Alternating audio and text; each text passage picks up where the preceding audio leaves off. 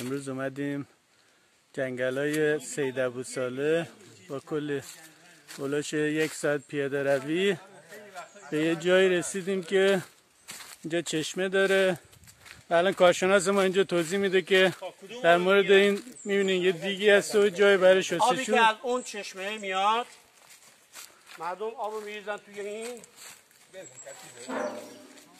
بعد از این جوش میارن، بعد آبی میگیزن، از این لوله میاد میره توی اون اتاقکه.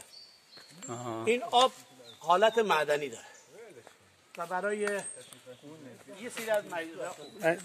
حالا بیا از این چیز. بعد این درخت هم معجزه داره. ببینین آقای دکتر دخیل بستن اینجا. اینجا آقای رو. دکتر بیا دخیل ببر. این درخت معجزه داره. اینا معجز نما. چشم. ببین اول این فیلم درود فرستادین. بیا. چقدر جای قشنگیه وسط جنگل سید ابوصالح. میرن تو این چاله، تو این آب باشه من بیام. تو این آب گرم میشه. اینجا آب گرم میریزن. ببین از یه اونجا مخزن آبی هست اینجا. اینجا آب گرم میشینن تو این آب گرم. خیلی جالب. در واقع برای درمان استخوانی و این چیزا خیلی خوبه. اینم نگاه کنین دقیقا وسط جنگله.